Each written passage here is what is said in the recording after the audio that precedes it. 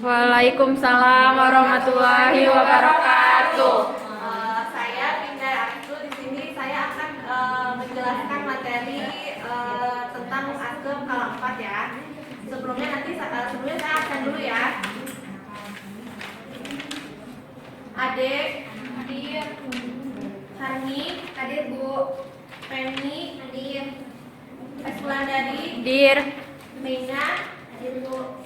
Non Devi, hadir. Susan, hadir. Linda, hadir.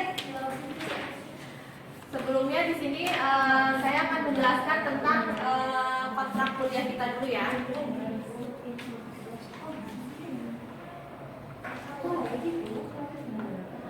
Ini materi yang akan saya jelaskan kepada kalian. Yang pertama itu ada komplikasi dan penyulit kehamilan pada trimester 1, 2, dan 3.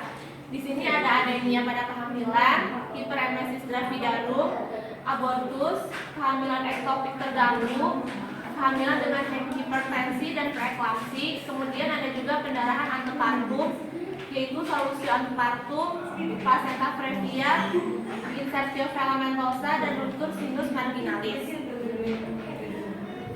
Kemudian di sini ada tentang penilaian mahasiswa. Jadi UTS itu sebesar 30%, UAS 35%, tugas individu 15%, tugas kelompok 15%, dan absensi 5%. Kalau gitu kita mau mulai saja untuk perkuliahan kita kali ini ya.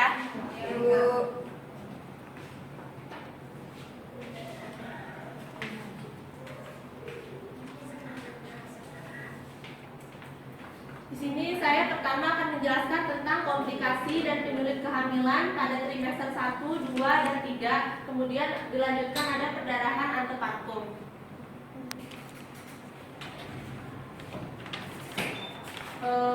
Kalian tahu nggak apa sih komplikasi pada dan penyulit kehamilan itu?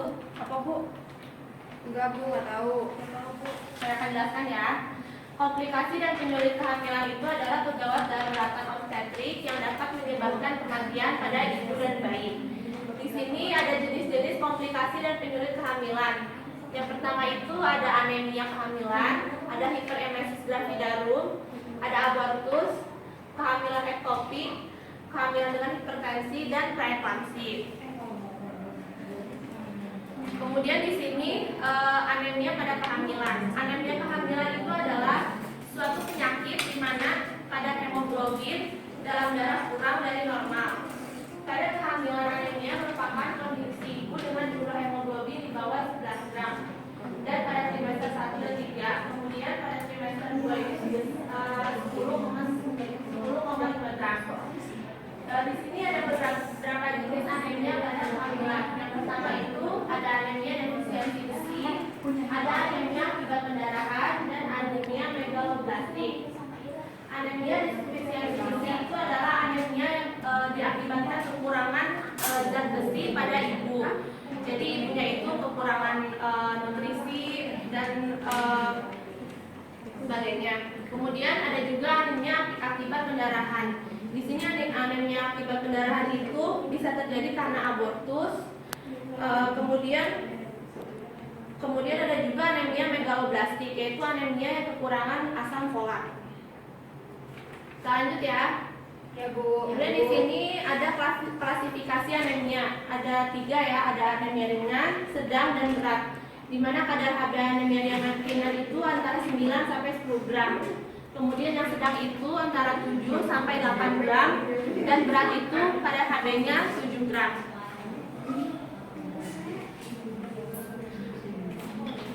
Kemudian di sini ada hiperemesis gravidarum.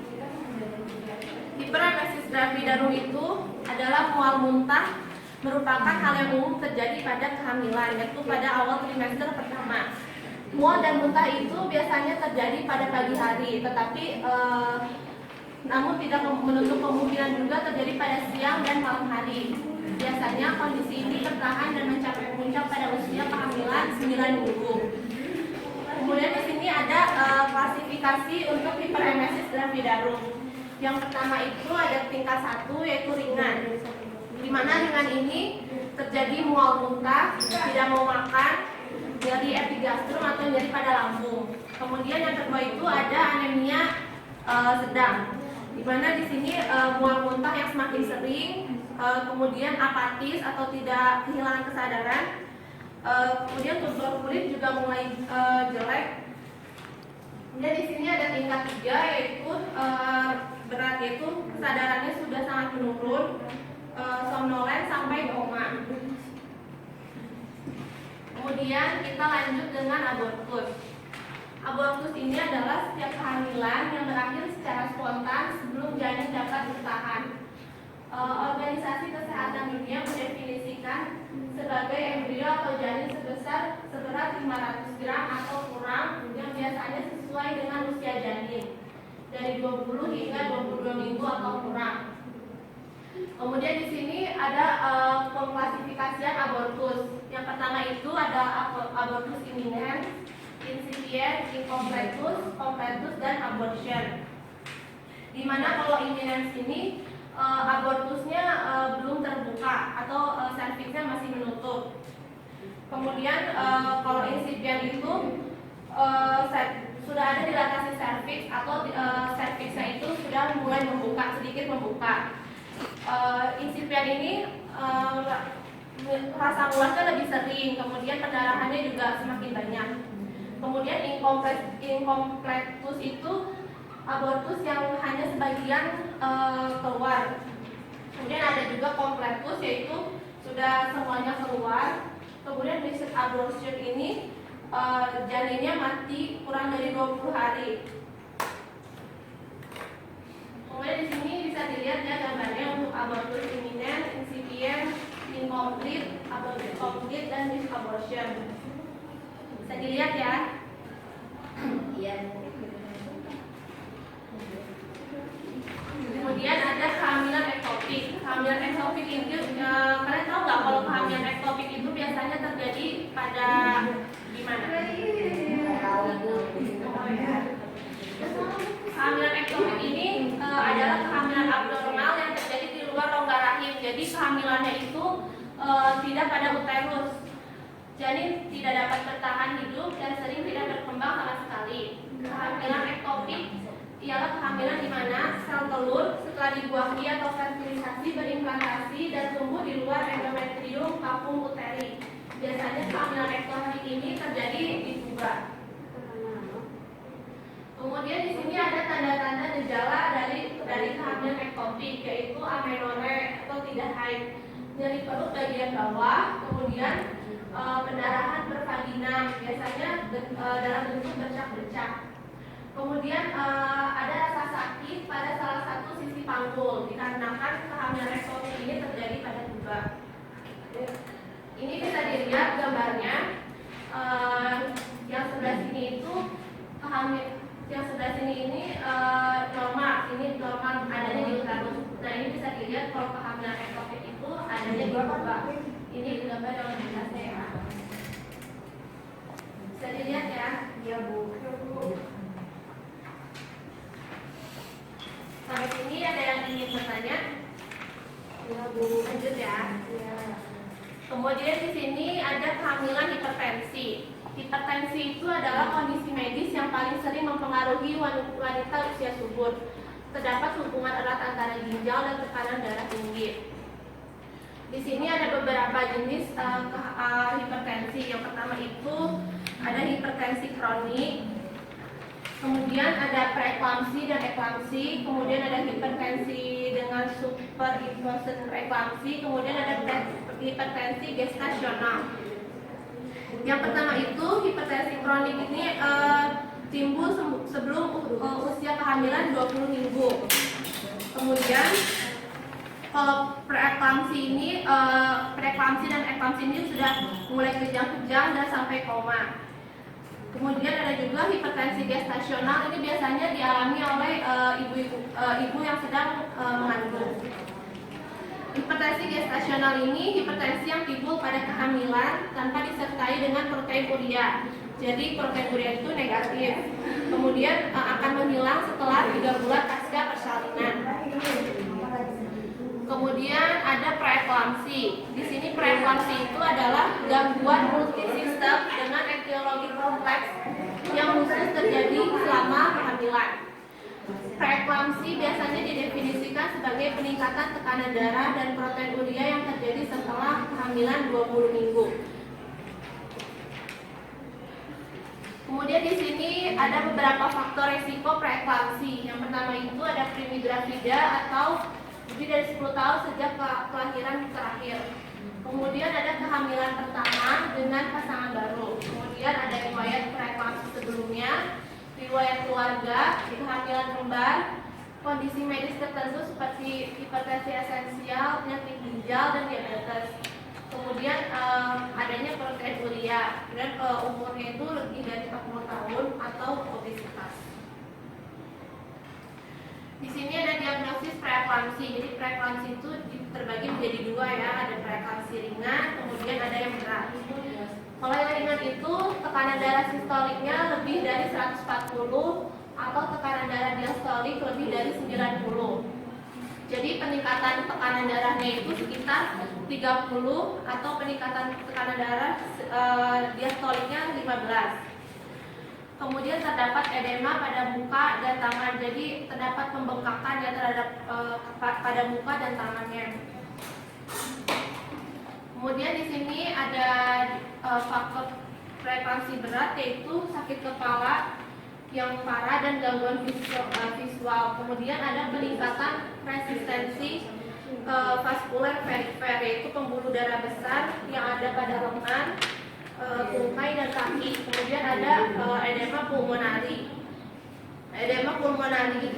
Kemudian ada juga penurunan GFR sehingga menyebabkan oliguria. Jadi air kencingnya yang sedikit ya. Kemudian tekanan darah sistolik lebih dari 160 atau tekanan darah diastoliknya lebih dari 110. Kemudian proteinurianya lebih dari 5 gram pada urin 24 jam. Kemudian ada positif juga ya pada preeklamsi berat ini. Selanjutnya di sini ada perdarahan antepartum. Pendarahan antepartum salah satunya ada solusi antepartum atau solusi plasenta, yaitu terlepasnya sebagian atau seluruh permukaan maternal plasenta dari tempat implantasi normal pada lapisan desidua endometrium. Di sini ada sifat pada pendarahan solusio plasenta, yaitu lebih sering terjadi dalam trimester ketiga. Kemudian disertai rasa nyeri, kemudian pendarahan makin banyak, kemudian darahnya itu berwarna kehitam-hitaman. Di sini ada penanganan untuk solusio plasenta, yaitu kita harus mempersiapkan rujukan sebaik-baiknya dan secepat-cepatnya. Kemudian komplikasi dapat terjadi pendarahan banyak dan shock, atonia uteri, kelainan pembekuan darah dan oliguria. Kita harus menyediakan transfusi darah selama perjalanan menuju tempat rujukan. Kemudian di sini ada plasenta previa. Plasenta previa itu adalah keadaan di mana plasenta berimplantasi pada tempat abnormal, yaitu pada segmen bawah rahim, sehingga menutupi sebagian atau seluruh pembukaan jalan lahir. Di sini plasenta previa itu terbagi ada plasenta previa totalis, parsialis, marginalis, dan plasenta letak rendah. Dimana kalau yang totalis itu hampir menutupi semua seluruh ostium uteri. Kemudian yang parsialis itu sebagian ditutupi oleh plasenta. Previa marginalis itu menutupi bagian tepinya. Kemudian letak rendah itu berimplantasinya di segmen bawah rahim. Di sini bisa dilihat gambarnya plasenta parsialis, marginalis, letak rendah. Bisa dilihat ya? Ya Bu. Kemudian ada insersio filamentosa. Insersio filamentosa itu hampir sama seperti plasenta previa ya. Di sini insersio filamentosa itu kejadiannya sangat jarang sekali. Ini bisa dilihat kalau hampir sama seperti plasenta previa ya. Jadi menutupi jalan lahir. Kemudian ada juga ruptura sinus marginalis atau biasanya juga disebut solusio plasenta ringan. Jadi terlepasnya sebagian kecil plasenta yang tidak berdarah banyak sama sekali tidak mempengaruhi keadaan ibu ataupun janinnya. Gambaran kliniknya itu terjadi pendarahan vagina, warnanya kehitaman, dan sangat sedikit pendarahannya, mungkin ada rasa sakit, akan berusut, agak tegang.